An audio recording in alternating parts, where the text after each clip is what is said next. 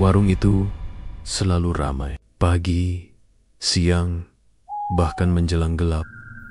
Deretan kursi plastik sulit kosong. Dari jauh, orang tahu warung itu karena bau mendoan harum tepung dan kencur yang digoreng setipis daun pisang. Renyah di pinggir, tapi lembut di tengah. Orang-orang lewat sengaja mampir, celingukan, lalu pesan 2 porsi. Porsi demi porsi, ludes. Pemilik warung, Pak Warjo, hanya tersenyum. Matanya kecil, suaranya pelan, dan telapak tangannya selalu berminyak. Ia terkenal ramah, tapi orang kampung juga tahu ada yang janggal. Di samping warung, berdiri pohon beringin tua. Akar-akar tebalnya menjalar ke tanah, seperti urat yang menahan bumi. Anak-anak takut bermain di bawahnya. Anjing-anjing tidak pernah tidur dekat akar itu. Waktu hujan, suara angin yang lewat sela-sela daun terdengar seperti bisik, bukan seperti bisik orang, tapi seperti angin yang mengumpat. Di bawah beringin itu tiap sore selalu ada sesuatu. Sesajen kecil, daun pisang berisi nasi, kembang 7 rupa, sebatang rokok kretek, dan sesekali uang receh yang disisakan di atas batu. Semua tahu sesajen itu diletakkan orang warung. Semua tahu, tapi tidak banyak yang berani bertanya. Raka memperhatikan semua itu setiap hari. Ia pemuda yang tinggal tidak jauh, membantu ibunya berjualan jamu di pasar. Pagi-pagi, ia melewati warung kalau hendak ke pasar. Malam ia acap mengendap ke warung untuk duduk-duduk, menunggu hujan reda. Ia tidak pernah makan mendoan lebih dari sekali. Bukan karena tidak suka, ia suka sekali, tapi karena hatinya mirip burung, selalu was-was. Raka punya rasa ingin tahu yang besar, dan rasa takut yang tak kalah besar. Kedua hal itu membuatnya sering termenung di ujung meja warung, memperhatikan ketika Pak Warjo setelah tutup membawa sesuatu ke bawah beringin. Kok setiap malam dia bawa itu ya? Tanya Raka pada Lilis, si penjual kue di pojok pasar. Suatu sore ketika mereka soma-sema menunggu pelanggan, Lilis mengangkat bahu. Katanya, buat penunggu orang sini biasa biar dagangan laris. Tapi kalau ditanya lebih jauh, mereka cuma bilang, ya nggak usah kau ikut campur. Orang-orang memanggilnya pesugihan kelarisan praktik, memberi tumbal atau persembahan untuk membuat dagangan atau usaha menjadi laris. Kadang itu cuma mitos. Kadang pula mitos itu punya wajah yang asing, wajah yang menuntut. Suatu malam, Raka memutuskan untuk tahu sendiri. Hujan kecil sudah reda, lampu-lampu jalan menempel lemah di udara. Warung sudah bersih, lembar tepung disapu, wajan disimbah. Pak Warjo menyudahi pekerjaannya lebih awal dari biasanya. Ia membawa nampan kecil yang dibungkus kain hitam. Raka menelan ludah dan mengikut dari jauh-jauh agar tidak terlihat dekat, agar tidak ketinggalan. Di bawah beringin, rasa udara berubah. Kayu bakar hangat dari warung membuat batas antara tempat yang biasa dan yang tidak biasa. Di bawah akar, ada bekas tempat duduk kecil yang dibuat Pak Warjo. Ia duduk dengan sopan, meletakkan nampan, membuka kain, dan meletakkan nasi, kembang, rokok, serta sehelai kain putih yang diikat kecil-kecil. Lalu ia menyalakan kemenyan. Asapnya naik, berputar, dan daun beringin bergetar, seolah menunduk. Pak Warjo mulai berbisik. Bahasanya bukan bahasa pasar yang sering Raka dengar. Nadanya mirip nyanyian lama, lentur dan berputar. Raka tidak mengerti kata-kata itu, tapi dia mengerti maksudnya. Memohon, menawarkan, berjanji. Sekali-kali, Pak Warjo mengetuk tanah dengan ujung kain, seperti membuat tanda. Sekali-kali ia menaruh sedikit mendoan di piring kecil. Aduh, mendoan, aroma yang selama ini mengundang ribuan orang, kini terasa seperti jebakan. Lalu terjadi sesuatu yang membuat jantung Raka melompong kencang. Dari balik akar, sesuatu menyingkap bayangan. Bukan manusia, bukan juga binatang. Sekilas seperti kain basah yang bergerak sendiri, sesuatu yang bisa membuat bulu kuduk merinding. Bayangan itu mendekat ke sesajen, menunduk, lalu seolah mencicipi. Angin kemenyan mengeluarkan bau hangus. Mata Raka melihat kilau-kilau seperti mata yang sangat gelap. Raka menahan napas sampai terasa seperti memegang benda panas dalam dada. Ia ingin lari, memekik, memanggil Pak Warjo, tetapi kakinya beku. Bayangan itu luruskan kepala, seperti manusia yang lama tiarap. Ia mengeluarkan suara bukan dengan mulut, lebih seperti suara barang lama yang geser di atas papandan. Sekali suaranya menyentuh Raka, ia mendengar namanya. Raka. Suara itu menempel seperti air di kaca. Raka mengenal nada suaranya. Ia belum. Sepanjang jalan ia tak ingat menendang kursi, menabrak gentong. Jantungnya seperti palu, langkahnya seperti lari dari mimpi. Ia sampai di rumah dengan napas tersengal. Pintu diketuk, lantai dingin menempel di telapak kaki. Aibunia Banggen menyalakan lampu, melihat wajah Raka yang pucat. Ada apa? Kau mimpi buruk? Tanya ibu. Aku lihat sesuatu di beringin, jawab Raka, suaranya pelan. Something, suara yang manggil namaku. Ibunya menepuk punggungnya. Orang suka cerita. Jangan kau percaya. Besok pagi kau kerja, tapi pagi tidak pernah seperti yang dijanjikan. Ketika Raka kembali ke warung, suasana berubah. Meja-meja penuh. Orang masih penasaran dengan mendoan, tetapi beberapa orang menatap ke arahnya aneh. Bisik-bisik, dua orang tua menunduk lebih lama. Lilis yang di pasar tampak pucat ketika melihat Raka. Kau tadi malam kemana? Bisik Lilis. Ketika mereka kebetulan berjajar mengambil bahan, aku keberingin. Aku melihat Raka memutus. Karena Lilis menengadah, wajahnya tegang. Dengar, ada yang hilang semalam, kata Lilis. Anak Amir yang kecil tidak bangun pagi ini. Ibu Amir bilang, anak itu sempat makan mendoan Pak Warjo malam terakhir. Terus dia menghigau di tengah malam, bilang mau pulang ke rumah nenek. Pagi-pagi dia lenyap. Orang kampung sudah cari, tapi belum ketemu. Kata-kata itu merobek ketenangan Raka seperti kain. Ia menatap ke arah warung, ke pohon beringin yang batangnya tampak biasa saja di siang itu, tapi di matanya pohon itu seperti lelaki tua yang sedang mengunyah. Pak Warjo menyeka tangan. Ia menatap Raka sebentar. Senyum yang dangkal muncul di bibirnya. Senyum yang melenakan dan menakutkan dalam satu waktu. Apa kau tahu, Raka? Kata Pak Warjo lembut. Kalau ada yang meminta harga, kadang harganya lebih dari yang kita kira. Raka pulang dengan kepala penuh pertanyaan dan pangkal dada yang berat. Ia mengurung diri di kamar. Malam itu suara angin lebih kasar. Dedaunan beringin mengetok jendela seperti mengetuk pintu rumah seseorang. Dari arah jalan terdengar tawa pelan. Bukan tawa manusia, lebih seperti suara garukan benda di sudut rumah. Sebelum tidur, Raka menemukan sesuatu di ambang jendela. Selembar daun pisang kering. Tiga keping kecil kemenyan yang sudah padam. Dan yang paling aneh sepotong kecil, adonan mendoan yang mengeras seperti batu. Tidak ada bekas tangan di daun itu. Tidak ada jejak yang jelas. Hanya ada bau mendoan yang sudah dingin dan bau tanah basah di bawah beringin. Malam itu ada bisik-bisik yang tak selesai. Ada mata yang menonton dari balik akar. Ada janji yang terucap dalam bahasa lama. Ada piring kecil yang menunggu untuk diisi lagi. Raka tahu satu hal dengan pasti. Mendoan di warung itu bukan sekadar makanan. Di setiap gigitan ada permintaan. Di setiap piring yang ludes ada hutang yang menunggu. Ia juga tahu ada sesuatu yang sekarang sudah memperhatikannya. Sesuatu yang memanggil namanya perlahan dari balik batang pohon yang tua.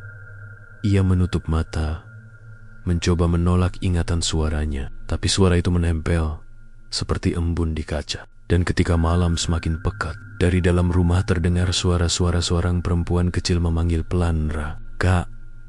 Raka meneguk ludah. Ia tahu suara itu bukan sekadar angin. Suara itu terlalu akrab. Ia bangkit, mendekat ke jendela, dan menatap ke arah beringin. Di antara akar-akar, sesuatu bergerak. Sesuatu menunduk seperti menjemput sesuatu yang terjatuh. Sesuatu itu tampak seperti bayangan, tapi ada satu titik yang menyala pelan, sebuah mata kecil, seperti bara yang menunggu makan. Raka menutup jendela untuk menahan diri. Jantungnya memukul seperti orang yang bermain drum sendirian. Ia berjanji pada dirinya sendiri, esok ia akan tahu lebih banyak. Ia akan membuka semua yang disembunyikan di bawah akar beringin itu. Tetapi di dalam hatinya, di balik keberanian yang hendak dipaksakan, tumbuh ketakutan yang lebih dalam ketakutan bahwa beberapa rahasia kalau dibuka tidak akan menutup lagi. Malam itu Raka terjaga sampai pagi.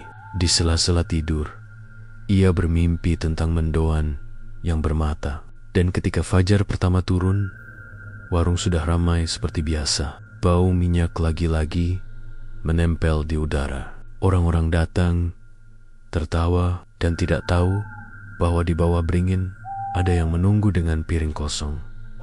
Disinilah bab dimulai. Ramai dan biasa di permukaan, namun di dasar akar-akar tua ada janji yang ditukar dengan darah kecil, suara yang memanggil nama, dan pilihan yang akan menuntun Raka lebih jauh ke dalam kegelapan, kemana di antara asap dan tepung. Sesuatu sedang menulis takdir baru. Pagi itu, kampung mendadak gaduh. Orang-orang berkumpul di balai dusun. Wajah mereka muram. Sebagian bahkan berbisik sambil sesekali melirik ke arah warung Pak Warjo, anak Amir, yang hilang semalam, belum juga ditemukan. Pencarian sudah dilakukan ke sawah, sungai kecil di ujung kampung, bahkan ke pematang yang biasa dilewati anak-anak kalau bermain. Hasilnya nihil. Ibu Amir menangis sesenggukan. Suara tangisnya seperti sayatan pisau di telinga. "Anakku nggak mungkin lari jauh, Pak. Dia nggak pernah keluar malam. Kalau hilang, begitu saja. Pasti ada yang bawa." Tangisnya makin keras, membuat orang-orang yang berkumpul ikut merinding. Raka duduk di sudut, ikut mendengar semua percakapan. Ia ingin membuka mulut, ingin bercerita apa yang dilihatnya di bawah beringin tadi malam, tentang bayangan yang menunduk di atas sesajen, tentang suara yang memanggil namanya. Tapi setiap kali hendak bicara, dadanya menegang, lidahnya kelu. Ia takut orang menganggapnya berhalusinasi, atau lebih buruk, justru ia yang disalahkan. Seorang lelaki tua yang dikenal sebagai Pak Lurah berdiri, mencoba menenangkan. Sudah, kita tetap cari. Jangan panik. Anak kecil kadang suka sembunyi, tapi kalau memang ada yang aneh, ya, kita harus hati-hati. Ucapannya samar, tapi semua tahu maksudnya. Ada hal-hal yang tidak bisa dijelaskan dengan logika semata. Hari itu, warung Pak Warjo tetap buka seperti biasa. Anehnya, justru makin ramai. Orang-orang makan mendoan, seolah tidak terjadi apa-apa. Hanya saja, beberapa pelanggan yang lebih peka berbisik, "Aneh ya, anak hilang." Tapi Pak Warjo tetap tenang. Raka memperhatikan dari kejauhan. Ia melihat bagaimana Pak Warjo masih dengan senyum tenangnya melayani. Tangan cekatan membalik mendoan di minyak panas. Wajahnya sama sekali tidak menunjukkan rasa khawatir atau iba. Seolah anak yang hilang itu bukan urusannya sotsor tiba. Raka memberanikan diri mendekat. "Pak, semalam saya lihat panjenengan ke pohon beringin. Ada suara yang manggil nama saya," ucap Raka dengan suara bergetar. Pak Warjo berhenti sebentar, lalu menatapnya dengan senyum yang tidak sampai ke mata. "Kalau kau mendengar namamu, berarti kau sudah dipanggil. Hati-hati, nak. Tidak semua panggilan bisa kau abaikan." Jawaban itu membuat darah Raka dingin. Ia ingin bertanya lebih jauh, tapi Pak Warjo sudah berbalik, menaruh nampan berisi mendoan hangat di meja pelanggan. Malamnya, kampung makin resah. Anjing-anjing menggonggong ke arah pohon beringin. Bulan separuh tampak pucat di balik awan tipis. Cahayanya jatuh tepat di atas akar-akar yang meliuk seperti ular. Raka tidak bisa tidur. Ia terus teringat wajah anak Amir yang hilang, serta suara yang memanggil namanya. Akhirnya ia memutuskan keluar rumah, membawa senter kecil. Kakinya melangkah pelan menuju pohon beringin. Hatinya diliputi rasa takut, tapi rasa penasarannya lebih kuat ketika ia mendekat. Bau kemenyan samar-samar tercium. Asap tipis masih melayang, padahal tidak ada orang di sana. Di bawah pohon, sesajen baru sudah tersusun. Nasi, bunga, dan sepotong mendoan yang masih hangat Roka menanduk. Cahaya senter bergetar di tangannya, dan di sela akar yang gelap, ia melihat sesuatu yang membuat jantungnya serasa berhenti. Ada kaki kecil, telanjang, pucat. Terlihat sebatas mata kaki, seperti kaki seorang anak yang sedang duduk di antara akar. Raka hampir berteriak, tapi suara itu tercekat. Ia mencoba menyorot lebih terang, tapi justru semakin jelas. Tubuh kecil itu perlahan muncul, bungkuk, rambut panjang menutupi wajah. Dari bibirnya terdengar suara lirih, "Aku lapar." Tubuh kecil itu bukan sekadar anak. Lehernya terlalu panjang, tangannya kurus, dengan kuku yang runcing. Ketika wajahnya menoleh sedikit, Raka bisa melihat mata cekung, hitam tanpa bola mata, dan mulut yang kompeng-kemping seperti robekan kain. "Raka," suaranya serak, seolah berasal dari dalam tanah. Raka mundur terburu-buru. Senter hampir terlepas dari tangannya. Ia berlari secepat mungkin, tapi telinganya masih mendengar suara langkah-langkah kecil berlari mengikutinya.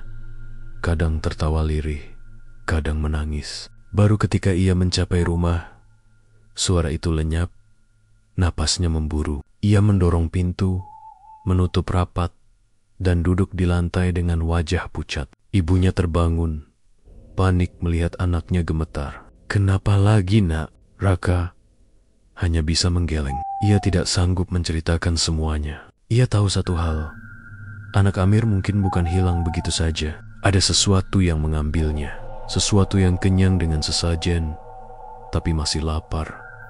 Dan sekarang, sesuatu itu sudah menemukan Raka di luar Rama. Pohon beringin bergoyang pelan, tanpa angin. Di antara akar-akarnya, terdengar bisikan samar, seperti suara anak-anak yang bermain, tapi suaranya sumbang, panjang, dan membuat siapa saja yang mendengarnya ingin menutup telinga. Raka tidak tahu apakah ia bisa bertahan lama. Ia hanya tahu malam berikutnya akan lebih gelap, dan penunggu pohon itu tidak akan berhenti sampai benar-benar mendapat apa yang diinginkan. Sejak malam ia melihat sosok anak berwajah pucat itu, Raka tidak bisa tidur tenang. Setiap kali memejamkan mata, suara lirih, "Aku lapar," kembali terdengar.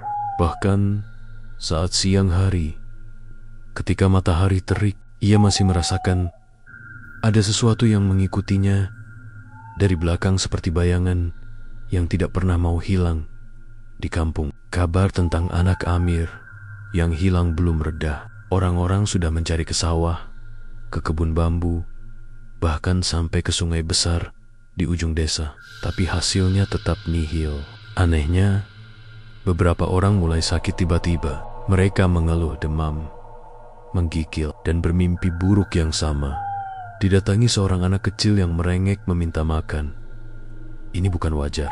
"Ra," kata Lilis ketika bertemu di pasar. Suaranya bergetar, seolah takut ada telinga lain yang mendengar. "Kau tahu kan, semua orang mulai bisik-bisik kalau ini ada hubungannya sama warung Pak Warjo." Raka hanya mengangguk. Ia tidak berani bercerita lebih jauh. Kalau ia bilang ia sendiri sudah melihat penampakan di bawah beringin, orang bisa saja menganggapnya gila atau lebih parah, dijadikan sasaran. Malam berikutnya, Rasa penasaran Raka semakin besar. Ia tidak bisa terus sembunyi. Dengan membawa senter dan sebatang kayu, ia berjalan pelan menuju warung yang sudah tutup. Jalanan sepi, hanya ada suara jangkrik yang bersaut-sautan. Warung itu gelap, tapi masih ada bau minyak goreng yang menyengat. Raka mengintip ke samping, ke arah pohon beringin, dan di sanalah ia melihat Pak Warjo. Lelaki tua itu duduk bersila dengan mata terpejam.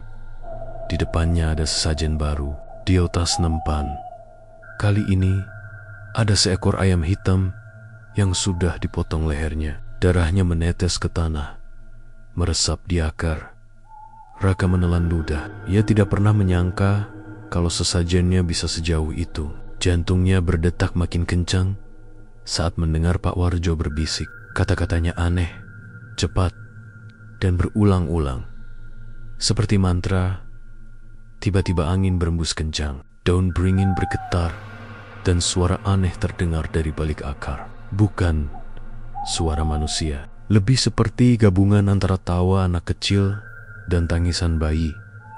Bayangan itu muncul lagi. Tubuh kecil, pucat, rambut panjang menutupi wajah. Tapi kali ini tidak sendiri. Dari akar-akar gelap, beberapa bayangan lain ikut muncul. Ada yang tubuhnya buntung, ada yang wajahnya hitam penuh luka, ada yang hanya berupa kepala dengan mata melotot. Mereka semua mendekat ke arah sesajen, menunduk rakus. Raka hampir berteriak, tapi ia menutup mulut sendiri. Tubuhnya gemetar. Ia baru sadar penunggu pohon itu bukan hanya satu. Ada banyak, dan semuanya lapar. Cukup, jangan dekati aku. Suara Pak Warjo terdengar lantang, meski tubuhnya bergetar. Kalian sudah aku beri. Ingat perjanjian kita, jangan ganggu orang kampung lain. Namun suara itu tidak berhenti. Bisikan demi bisikan terdengar semakin keras. Dan di antara bisikan itu, ada satu suara yang jelas memanggil. Raka. Raka mundur pelan, tapi kakinya menginjak ranting. Krek. Suara itu membuat Pak Warjo menoleh cepat. Matanya bertemu dengan mata Raka. Kau! Suara Pak Warjo parau, penuh kemarahan dan ketakutan. Jangan ikut campur, nak. Kau sudah lihat terlalu banyak. Belum sempat Raka lari, bayangan kecil itu menoleh ke arahnya. Wajah pucatnya tersibak sedikit, memperlihatkan mulut robek yang tersenyum lebar. Tawa lirih terdengar. Lalu tubuh-tubuh hitam itu melompat ke arah Raka. Raka berlari sekencang mungkin. Napasnya tersengal. Senter terjatuh, dan ia hanya mengandalkan cahaya bulan yang redup. Langkah-langkah kecil itu terdengar mengejarnya dari belakang, disertai suara tawa dan tangisan bersahut-sahutan. Ia hampir tidak percaya bisa sampai ke rumah. Dengan gemetar, ia menutup pintu dan menahan napas. Dari luar, terdengar suara garukan di dinding. Bukan satu, tapi banyak. Seperti tenggen-tenggen kecil yang mencoba masuk. Ibunya terbangun lagi. Apa yang terjadi, nak? Kau kenapa begini terus? Raka hanya bisa menangis tanpa suara. Ia tahu, setelah malam itu, ia tidak lagi aman. Penunggu pohon sudah tahu namanya, sudah melihat wajahnya, dan sekali sesuatu dari dunia lain menaruh perhatian padanya. Sulit untuk lepas. Di luar, suara-suara itu masih terdengar. Bisikan, tawa kecil, tangisan, hingga perlahan semuanya hilang. Tapi saat Raka menoleh ke jendela, ia melihat sesuatu yang membuat darahnya membeku. Ada tapak tangan kecil berlumur tanah menempel di kaca jendela dari luar, dan di bawah tapak itu ada tulisan samar, seolah dibuat dari goresan kuku. Lapar. Malam itu Raka hampir tidak tidur sama sekali. Suara garukan di dinding masih terngiang di telinganya, dan bayangan tapak tangan kecil berlumur tanah di kaca jendela terus menempel di kepalanya. Ia tahu kalau dibiarkan, penunggu pohon itu bisa menjemputnya kapan saja. Ia ingat tatapan Pak Warjo, ingat suara bisikan yang terus memanggil namanya. Pagi hari, mata Raka sembab. Ibunya yang melihat anaknya makin pucat, mulai curiga. "Raka, sebenarnya apa yang kau lihat di pohon itu?" tanya ibunya pelan. Raka hanya menggeleng. Ia takut kalau cerita semua, ibunya tidak akan percaya. Tapi ibunya bukan orang bodoh. Ia menatap Raka dengan wajah serius. "Kalau memang ada yang tidak wajar, jangan kau simpan sendiri. Ini berbahaya. Dulu, waktu bapakmu masih hidup, ia pernah bilang, kalau ada sesuatu di pohon beringin, jangan pernah dilawan sendirian." Ucapan itu membuat Raka kaget. Jadi, ayahnya juga tahu soal beringin itu. Ia ingin bertanya lebih jauh, tapi ibunya sudah berdiri. "Kalau kau mau selamat, temui saja Kiai Jalal di kampung sebelah. Dia orang pintar, biasa membantu orang yang diganggu hal-hal begitu." Sore itu, dengan hati berdebar, Raka pergi ke kampung seberang. Jalan setapak menuju rumah Kiai Jalal, melewati sawah luas dan pohon bambu yang bergemerisik. Rumah Kiai Jalal sederhana, berdinding kayu, dengan halaman kecil yang penuh pohon kelapa muda.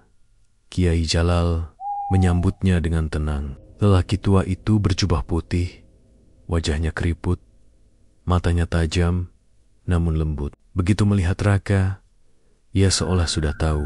"Kau yang dipanggil itu, ya?" katanya pelan. Roka tersikat. Bagaimana Kiai bisa tahu? "Macam ada bayangan yang ikut," jawab Kiai Jalal. "Ceritakan semua." Dengan suara gemetar, Raka menceritakan apa yang ia lihat sesakan Pakwarko. Bayangan anak kecil yang pucat, suara lapar yang memanggil namanya, hingga garukan di dinding rumah. Kiai Jalal mendengarkan dengan khusyuk, sesekali mengangguk. Akhirnya ia berkata, "Itu pesugihan, nak. Penunggu pohon beringin diberi tumbal agar dagangan laris. Tapi kalau tidak diberi cukup, atau ada perjanjian yang dilanggar, mereka akan mencari mangsa lain. Kau apes, karena mereka sudah menaruh perhatian padamu." Raka merinding. "Jadi, anak Amir yang hilang?" Kiai Jalal menghela napas panjang. "Besar kemungkinan dia sudah diambil. Kalau tidak segera ditangani, kau bisa jadi yang berikutnya." Malam itu juga, Kiai Jalal menyiapkan ritual kecil. Ia mengajak Raka duduk di dalam rumah, menyalakan dupa, dan membaca doa-doa dengan suara lantang. Raka diminta memegang sebuah botol kecil berisi air putih.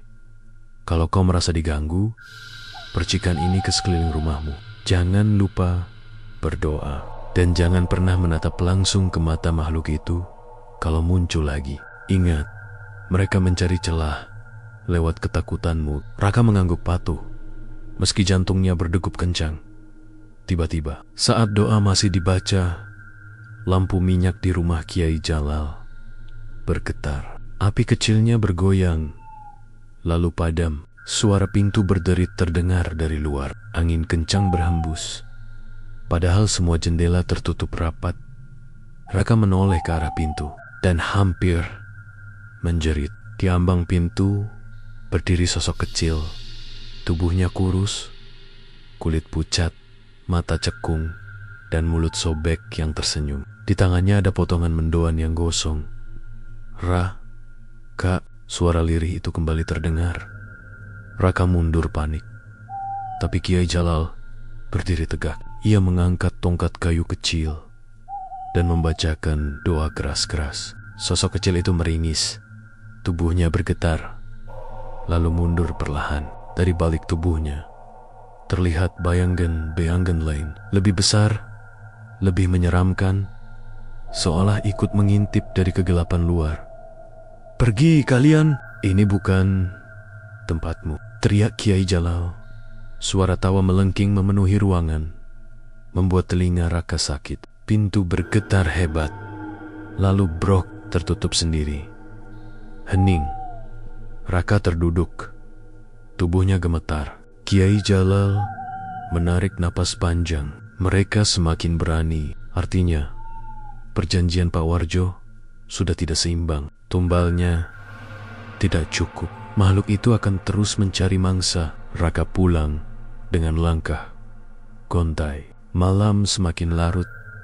Udara dingin menusuk. Di jalan, ia merasa ada langkah-langkah kecil yang mengikutinya, tapi ia tak berani menoleh. Sesampainya di rumah, ia langsung memercikan air doa ke jendela dan pintu. Tapi rasa takut tidak hilang. Sebelum tidur, ia mendengar suara bisikan di telinga. Kalau kau tak mau memberi, kami akan ambil sendiri. Dan saat ia menoleh, di pojok kamarnya, tampak sosok anak kecil pucat itu lagi. Kali ini lebih dekat, duduk jongkok dengan kepala miring. Di mulutnya yang sobek, masih ada sisa mendoan yang hancur. Raka berteriak, tapi suara itu tertelan malam. Malam semakin berat bagi Raka. Setelah sosok anak pucat itu muncul di kamarnya, ia tahu waktu semakin sempit. Air doa dari Kiai Jalal memang sedikit menahan gangguan, tapi tidak menghentikannya sepenuhnya. Setiap kali ia hendak memejamkan mata, selalu terdengar suara lirih, lapar, lapar, kadang di pintu, kadang di jendela, kadang bahkan di telinganya sendiri. Pagi itu wajah Raka tampak pucat. Ibunya hanya bisa menatap dengan cemas. Tapi ia tahu, anaknya sedang menanggung sesuatu yang berat. Di luar, kabar kampung semakin ramai. Bukan hanya anak Amir yang hilang. Kini giliran seorang pedagang sayur yang tiba-tiba sakit keras setelah makan di warung Pak Warjo. Orang-orang mulai bergosip. Ada yang berani bilang terang-terangan bahwa mendoan Pak Warjo bukan sekadar makanan, tapi ada isinya. Ada pula yang bilang, sesajen di bawah beringin makin besar setiap malam. Tapi anehnya, tidak ada yang berani menegur Pak Warjo langsung. Seakan-akan ada rasa takut yang menahan lidah mereka. Sore itu, Raka memberanikan diri. Ia tidak bisa terus lari. Ia mendatangi warung Pak Warjo saat suasana agak sepi. Bau minyak goreng masih menyengat dan mendoan panas tersusun di baki. "Pak," suara Raka serak, hampir pecah. Kenapa harus ada tumbal? Kenapa sampai ada yang hilang? Pak Warjo berhenti sebentar, lalu menatapnya. Senyumnya kali ini tidak ramah, melainkan getir. "Kau terlalu banyak tahu, nak. Tapi orang-orang mulai jadi korban, Pak. Saya lihat sendiri apa yang ada di bawah pohon itu. Mereka, makhluk itu, lapar. Mereka minta lebih dari sekadar sesajen." Pak Warjo menghela napas panjang. Ia duduk, lalu berkata dengan nada rendah, seolah takut didengar, "Kau kira gampang berdagang di kampung ini? Warung-warung lain tutup, dagangan basi. Aku dulu juga begitu. Anakku sakit-sakitan, istriku meninggal. Lalu aku ditawari jalan pintas. Pauhanit, penunggunya janji akan membuat warungku tak pernah sepi. Syaratnya sederhana. Aku harus memberi makan mereka sesajen tiap malam. Kadang ayam, kadang kembang." Tapi ia berhenti sebentar. Wajahnya makin suram. Tiap beberapa tahun sekali, mereka minta lebih. Mereka minta jiwa. Kalau aku tidak kasih, gantinya akan jauh lebih besar. Raka merasa darahnya membeku. Jadi benar, anak Amir bukan hilang begitu saja. Kenapa harus orang lain yang jadi korban, Pak? Raka hampir berteriak. Pak Warjo menatapnya dengan mata merah. Kalau bukan orang lain, siapa lagi? Kau pikir aku rela? Tapi kalau aku berhenti, warung ini habis. Aku sendiri habis. Mereka tidak akan membiarkanku lepas. Kau tak mengerti, nak. Perjanjian dengan mereka tidak bisa diputus seenaknya. Malam itu, Raka tidak bisa diam. Kata-kata Pak Warjo berputar di kepalanya. Jiwa sebagai bayaran. Perjanjian yang tidak bisa diputus. Semakin lama, semakin jelas. Penunggu pohon itu bukan hanya sekadar roh gentayangan, tapi sesuatu yang haus, yang selalu menuntut lebih. Dan sekarang mereka mengincarnya. Saat tengah malam, suara langkah kecil kembali terdengar di sekitar rumah. Kali ini bukan hanya di luar. Suara itu ada di dalam kamar. Tauk, tok. Seperti langkah kaki telanjang di lantai. Raka menahan napas, tubuhnya kaku. Perlahan, ia menoleh. Di sudut kamar, sosok anak pucat itu berdiri lagi. Rambut panjangnya menjuntai. Mulut sobeknya terbuka lebar. Dan dari dalam mulut itu terdengar suara-suara lain. Banyak sekali. Seperti bisikan orang-orang yang kelaparan. Ra, panggilnya lagi dengan suara yang tidak bisa ditolak. Raka hampir menjerit, tapi tiba-tiba botol air doa dari Kiai Jalal yang ia letakkan di meja bergetar sendiri. Airnya bergelombang, lalu meledak seperti mendidih. Sosok itu menoleh tajam. Wajahnya berubah semakin menyeramkan, lalu lenyap seketika. Namun sebelum hilang, ia meninggalkan jejak di lantai. Tapak tangan kecil yang terbuat dari darah. Pagi berikutnya, Raka nekat kembali menemui Kiai Jalal. Kiai, ini tidak bisa dibiarkan. Mereka semakin dekat. Mereka sudah masuk ke rumah saya. Mereka mau saya jadi tumbal berikutnya. Kiai Jalal mengangguk. Wajahnya serius. Aku sudah menduganya. Mereka lapar.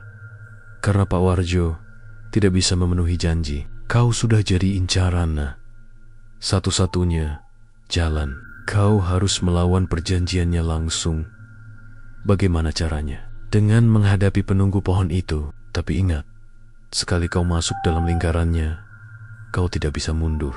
Kalau kalah, kau akan jadi milik mereka. Raka terdiam, tubuhnya gemetar. Tapi ia tahu, kalau ia terus diam, ia akan tetap diburu. Ia menunduk dalam-dalam. Saya siap, Kiai.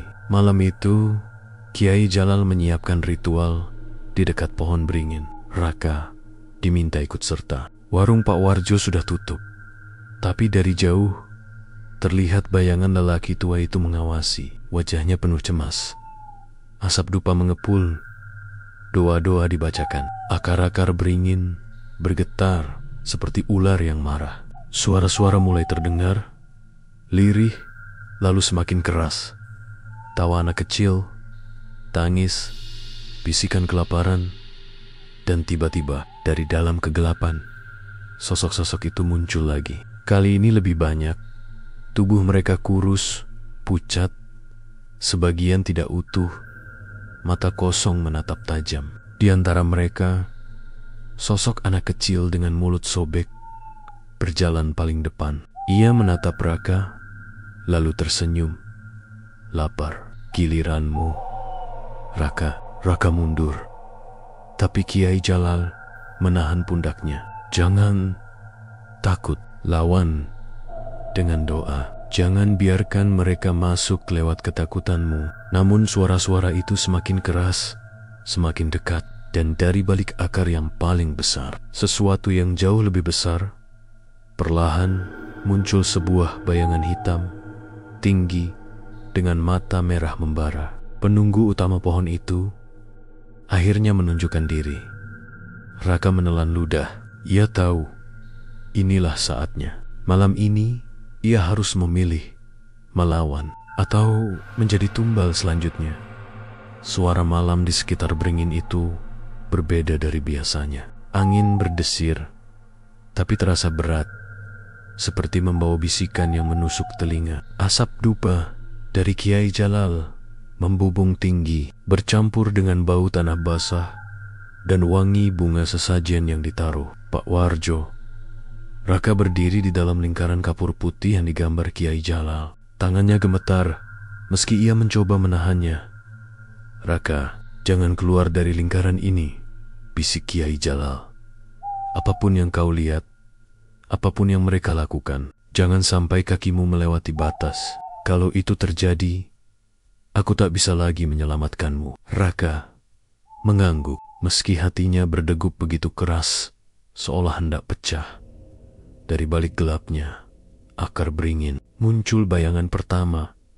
Anak kecil pucat, dengan mulut sobek. Ia menatap Raka dengan mata kosong, lalu tertawa kecil. Suaranya seperti ranting yang patah. Raka, kau akhirnya datang, katanya. Suara lirih tapi jelas. Kami lapar, sangat lapar. Di belakangnya, sosok-sosok lain bermunculan. Tubuh mereka setengah hancur. Ada yang hanya punya satu tangan, ada yang tanpa mata. Ada pula yang berjalan sambil menyeret kakinya yang berlumuran darah. Mereka bergerak mendekat, melingkari pohon, lalu berhenti tepat di luar lingkaran kapur. Kiai Jalal mulai membaca doa keras-keras. Suaranya mantap, meski udara di sekitarnya semakin dingin. Angin kencang berputar, daun beringin berjatuhan, dan suara bisikan mulai bertambah banyak. Tiba-tiba tanah di depan mereka retak. Dari retakan itu, muncul sesuatu yang jauh lebih besar. Sosok hitam tinggi, tubuhnya seperti diselimuti asap pekat, tapi matanya merah menyala seperti bara api. Kepalanya menyerupai wajah manusia, namun mulutnya penuh gigi tajam panjang. Dan setiap kali ia membuka mulut, terdengar jeritan samar dari dalamnya. Inilah penunggu utama beringin itu. Siapa yang berani melanggar perjanjianku? Suara itu bergemuruh, membuat tanah bergetar.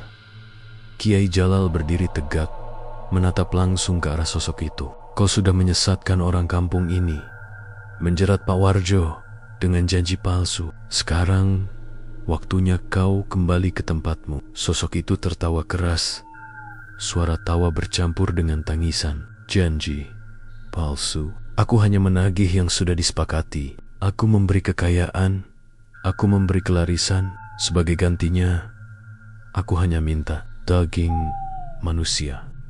Kiwa, segal, itu harga yang pantas. Raka merasa tubuhnya lemas mendengar itu. Sosok anak kecil pucat menoleh padanya, tersenyum, lalu menjulurkan tangan, seakan ingin menariknya keluar dari lingkaran kapur.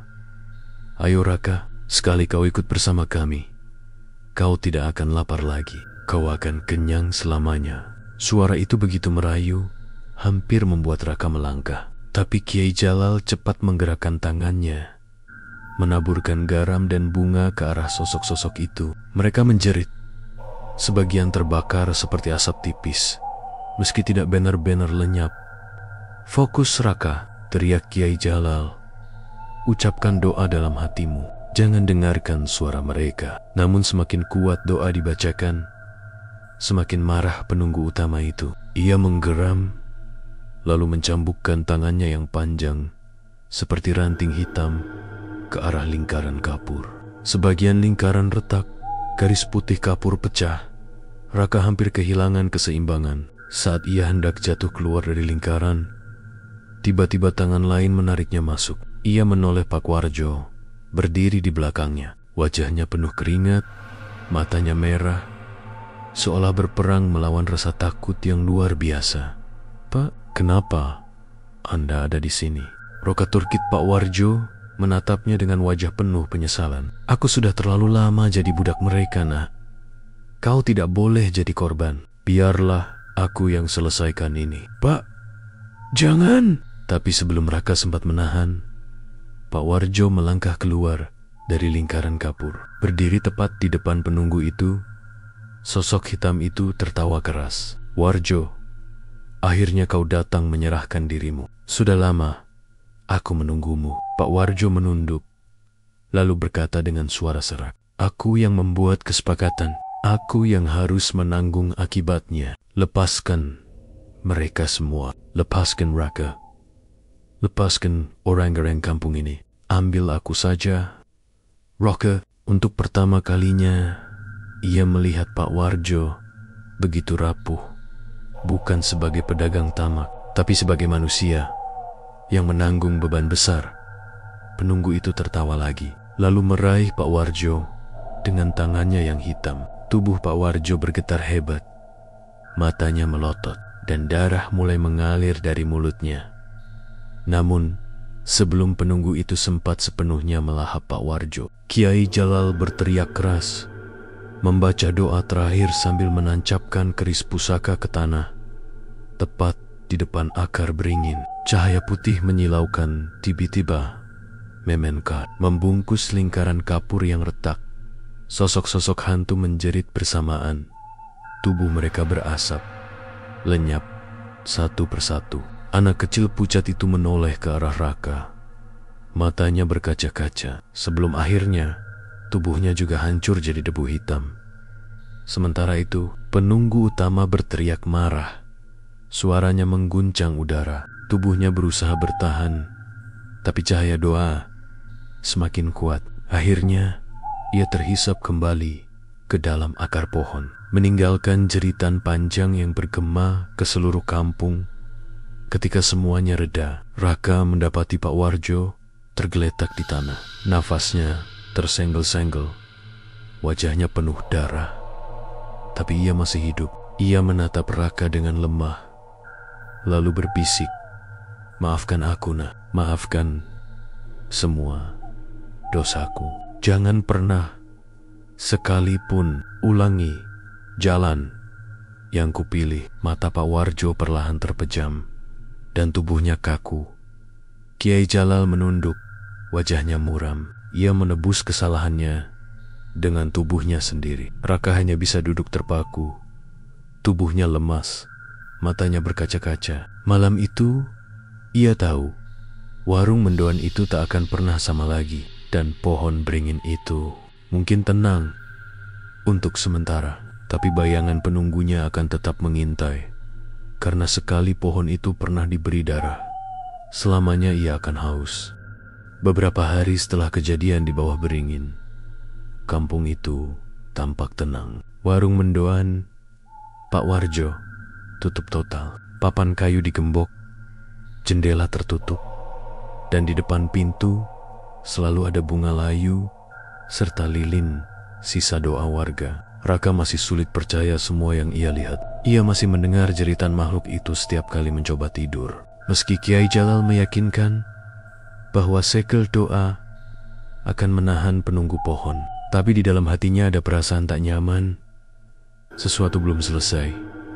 Malam ketiga, setelah pemakaman Pak Warjo, Raka terbangun karena suara aneh. Tok, tok, sama seperti langkah-langkah kecil yang dulu selalu menghantuinya. Ia segera mengambil botol kecil berisi sisa air doa, lalu menggenggamnya erat. Suara itu berhenti. Raka menahan napas. Tapi tiba-tiba, kaca jendela kamar berembun, dan di atas embun itu terbentuk tulisan samar. Lapar. Raka terlonjak mundur. Keringat dingin membasahi pelipisnya. Ia sadar, meskipun penunggu utama sudah ditarik kembali ke akar, rasa lapar itu masih ada. Haus itu masih mengintai. Keesokan paginya, kabar buruk datang. Seekor kambing milik warga ditemukan mati di dekat pohon beringin. Tubuhnya yuta, tapi darahnya habis, seolah dihisap. Orang-orang panik. Sebagian menyalahkan arwah Pak Warjo. Sebagian lagi berani bilang penunggu pohon hanya tidur, bukan mati. Kalau benar sudah disegel, kenapa masih ada korban? Tanya salah seorang warga dengan suara bergetar. Kiai Jalal hanya menghela napas panjang. Segel itu memang menahan mereka, tapi tidak memutus dahaga mereka. Selama pohon itu ada, selama akar itu masih hidup, rasa lapar mereka akan tetap mencari jalan. Raka mendengar itu, dan tubuhnya langsung gemetar. Ia teringat wajah anak kecil pucat itu, yang terakhir kali menatapnya dengan mata berkokek-kokak sebelum hancur. Apakah sebenarnya mereka ingin bebas, atau hanya ingin terus memangsa? Malam ketujuh, Roka bermimpi. Ia berjalan sendirian di jalan setapak kampung menuju pohon beringin. Tapi kali ini pohon itu lebih besar, lebih gelap, dan dari kabang-kabangnya tergantung puluhan tubuh manusia yang berayun pelan. Wajah mereka kosong, lidah terjulur, tubuhnya penuh darah. Di bawah pohon itu, Pak Warjo berdiri. Bajunya kompang camping, matanya hitam, dan dari mulutnya menetes darah segar. Ia tersenyum miring pada Raka. "Lihat, Nak, aku sudah jadi bagian dari mereka. Dan kau akan menyusul." Saat Raka berusaha lari, tanah di bawahnya retak. Lalu tangan-tangan kecil keluar dari celah tanah. menarik kakinya ke bawah. Jeritan menggema, tubuhnya seperti ditarik masuk ke dalam perut bumi. Ia terbangun dengan teriakan. Tubuh basah oleh keringat, tapi yang membuat darahnya benar-benar membeku adalah kenyataan. Di telapak kakinya ada bekas cakar, nyata, merah, bukan sekadar mimpi hari-hari berikutnya. Semakin banyak kejadian aneh. Anak-anak sering sakit mendadak kalau bermain dekat pohon beringin. Ayam dan kambing warga hilang satu persatu. Kadang terdengar suara tangisan di tengah malam, padahal jalan kampung kosong. Orang-orang mulai takut keluar rumah setelah maghrib. Akhirnya, warga sepakat menebang pohon beringin itu. Puluhan lelaki berkumpul, membawa kapak dan gergaji. Tapi ketika mereka mulai menebang, kapak-kapak itu patah, gergaji macet, bahkan ada yang tiba-tiba pingsan. Pohon itu berdiri kokoh, seolah menertawakan usaha manusia. Kiai Jalal hanya bisa menggeleng. Kalian tidak mengerti. Pohon ini bukan sekadar pohon. Akar-akar ini adalah mulut. Batang ini adalah tubuh. Selama kampung ini ada, ia akan tetap hidup. Orang-orang pulang dengan wajah pucat, tak berani bicara lagi. Malam itu, Raka duduk di kamarnya. Lampu dimatikan. Ia menulis di buku catatan kecil, mencoba menuangkan semua yang terjadi. Tiba-tiba, ia mendengar bisikan di telinganya. Raka, suara itu begitu dekat, begitu jelas. Ia menoleh cepat, dan di sudut kamar, anak kecil pucat itu berdiri lagi. Mulutnya sobek lebar, matanya kosong, tapi kali ini ia tidak tersenyum. Ia menatap Raka dengan pandangan sendu, lalu berbisik lirih, lapar itu tak akan pernah berhenti. Setelah mengatakan itu, tubuhnya lenyap jadi asap hitam. Raka membeku. Kata-kata itu terngiang-ngiang di kepalanya. Ia sadar, apapun yang dilakukan, pohon itu tidak akan pernah benar-benar diam. Segel hanya menahan, tapi tidak menghapus dahaga. Dan cepat atau lambat, akan ada korban baru. Ia menutup bukunya dengan tangan gemetar. Di luar, angin malam bertiup pelan, membawa bisikan samar dari arah pohon beringin. Bisikan yang terdengar jelas, meski hanya sekali. Lapar. Dan malam itu, Raka tahu, horor ini tidak pernah benar-benar berakhir.